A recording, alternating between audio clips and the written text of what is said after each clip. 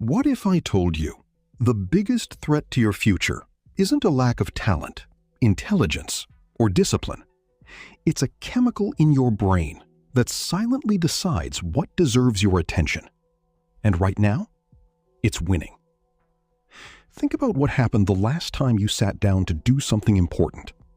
Maybe you opened your laptop to study, or started writing that business idea you've been thinking about for months. Then, your phone buzzed. You told yourself, I'll check it for just a second. 20 minutes disappeared. You weren't lazy. You weren't weak. You were following a system that has been shaping human behavior for millions of years. Most people think dopamine is the feel-good chemical. It isn't. Neuroscientists now know dopamine is more closely tied to motivation and anticipation than pleasure itself. It doesn't simply reward you. It pushes you to seek the next reward. Researchers often describe this as the difference between wanting and liking. That's a small difference with enormous consequences. Imagine you're one of our ancestors searching for food. Every rustling bush, every unfamiliar path, every new sound could mean danger or dinner. The humans who explored survived. The ones who ignored novelty often didn't. Your brain never forgot that lesson. But the modern world discovered something terrifying. Instead of making you search through forests, it puts an endless forest inside your pocket. Every swipe is a new path. Every notification is a rustling bush. Every refresh carries one irresistible promise. Maybe the next one will be even better. That's why social media feels impossible to put down. Not because every post is amazing, because you never know which one will be. Psychologists call this a variable reward system. It's the same principle that makes slot machines so addictive. Most pulls don't pay off, but occasionally they do. And your brain learns to keep pulling. Now, here's where things get dangerous. Let's say you're reading a book. The first page feels slow. By page 2, you're already reaching for your phone. The book didn't become less interesting. Your brain became less patient. When you're constantly feeding it fast, unpredictable rewards, anything that requires sustained attention begins to feel unusually difficult.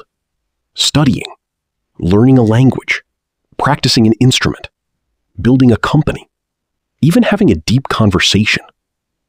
None of these activities are instantly rewarding. They ask for effort first and reward later. Your brain starts rejecting them before they've had a chance to become enjoyable. Then something even stranger happens. You finally put your phone away. You return to work. But your focus doesn't return with you. Part of your attention is still thinking about the notification you checked, the message you didn't finish, the video you almost watched. Management researcher Sophie Leroy called this attention residue. When we switch tasks before mentally finishing the previous one, part of our attention lingers behind, making it harder to fully engage with what comes next. That's why a 5-second distraction often steals much more than 5 seconds. It's not just your time, it's your mental bandwidth. Now imagine repeating this 50, 80, maybe 100 times every single day. Suddenly, the problem isn't that you can't focus. It's that your brain never gets the chance. Here's the biggest misunderstanding. People think they need more motivation. But motivation doesn't disappear overnight. Attention does. And without attention, motivation has nowhere to go. Think of your attention like sunlight. When it's scattered across 100 places, nothing grows. When it's concentrated, even the smallest seed can become a forest. The encouraging part is that your brain isn't broken. It's adapting. The same neuroplasticity that trained it to crave constant stimulation can train it to enjoy deep focus again. Start with something surprisingly simple. The next time you're waiting in line, don't reach for your phone. The next time you eat, don't watch a video. Go for a 10-minute walk with nothing in your ears. No music, no podcast, just your thoughts. At first, it'll feel uncomfortable. Your brain will beg for stimulation. That's normal. It's been conditioned to expect novelty every few seconds.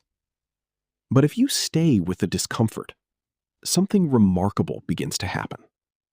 Your mind slows down. Ideas you've been too distracted to notice suddenly appear. Conversations become richer. Books become easier to read. Work that once felt impossible starts flowing again. You realize focus wasn't something you lost. It was something that got buried beneath endless distractions. And maybe that's the real dopamine trap. It doesn't steal your time. It steals the person you could have become with that time. So before you unlock your phone again, ask yourself one question. Are you choosing your next action? Or has your brain